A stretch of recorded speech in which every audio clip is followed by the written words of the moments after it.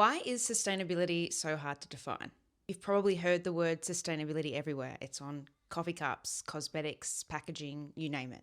But if you asked 5 people to define sustainability, you'd probably get 5 different answers. So today I want to break down where the term came from, why it feels so confusing, but more importantly, why it's more than just what rubbish goes in what bin. Sustainability really became mainstream in 1987 through a report known as Our Common Future. This report later influenced the Millennium Development Goals, which then became the 17 Sustainable Development Goals, or SDGs, that we still use today. In this report, former Norwegian Prime Minister Gro Harlem Brundtland, hope I've said that right, defines sustainability as development that meets the needs of the present without compromising the ability of the future generations to meet their own needs. Gosh, say that a million times. This is considered the most widely used definition of today to define sustainability, but technically there is no definition, and that's why this can be so confusing. So how do we actually be sustainable if the definition itself feels so broad?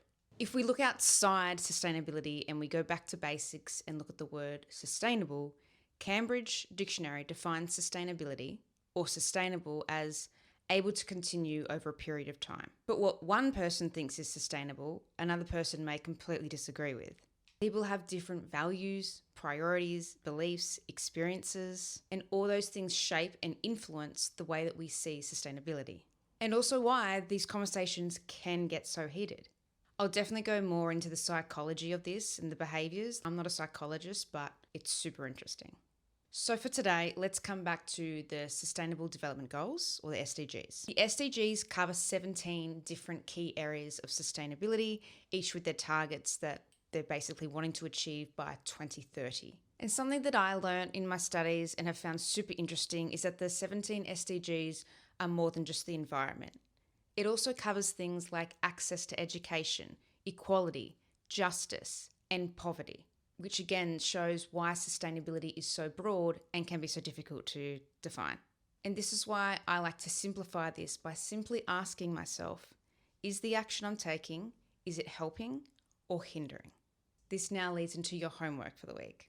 Over the next 24 hours, I want you to just notice one thing that you do on autopilot and ask yourself, is there a small swap or change that I can make here? Maybe it's using a reusable coffee cup. What happened to those? Why don't we use those? Let's bring those back. Can you buy something pre-loved or secondhand instead of buying something brand new? This week, my partner and I bought wine glasses because I smashed one on accident and there was no wine in it, so all is well. Or can it be turning off the PowerPoints when they're not in use? My dad drilled that into me as a child, and good to see it's paying off. My point is, I'm not asking you to never drive your car again and that you have to simply walk everywhere. Sustainability isn't about perfection, it's about participation. Fuck, put that on a t-shirt. It's like changing the way you eat. You're not going to throw out all the junk food and be good tomorrow. You can do that, but it's a sure way to slip back into bad habits. And sustainability is the same thing. So just do one thing, one small change that you can make over the next 24 hours. You're going to have moments where you slip up. That's normal. I still do it. We're human, just doing humany things. But if you can put your hand on your heart and honestly say that you're trying to make the world a better place, that's all I'm asking for you. But, and there's always a but with these things, there are brands out there claiming to be sustainable or environmentally friendly, but they're not. And they're very good at making you feel like you're making a better choice. I've fallen victim for it too. So next episode, we're going to be talking about this, and it's called greenwashing. So we're going to dive deeper into it, what it is, how companies do it, and how to spot it. So to summarize today's episode, the reason sustainability can be so hard to define is because it overlaps with environment, economics, culture, politics, human behavior. And most importantly, you're not expected to be the perfect human. No one is. So over the next 24 hours, just notice the habits that you do and just try and make one small change. And if you give it a go, let me know. Comment below and I want to hear all about it. Before we wrap up, I'll be ending each episode with a science or environmental win. This episode's Grounds of Hope is happening in my own backyard. Not literally. The Royal National Park. So the Royal National Park has now got 20 platypuses, or a paddle, as I found out that they're called. It's a group of them.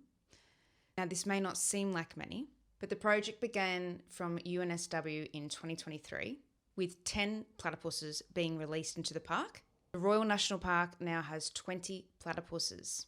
Now, this may not seem like much, so they were released back into the park after being absent for over 50 years. Since then, more platypuses have been released, and even better, some have also been born in the park. This story came from a newsletter article that I found in my local paper, and the associate professor on the project said, the project is no longer just a reintroduction, it's becoming a recovering population.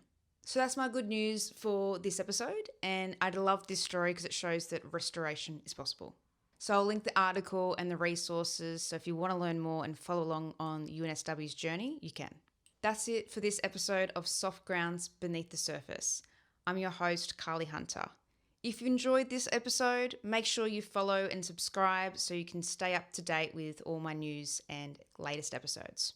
If you have any thoughts or questions or topics you want me to cover, check out the links in my show notes to get in contact with me. Thanks for watching, and I'll see you in the next episode. Don't love it, but whatever. 37 minutes.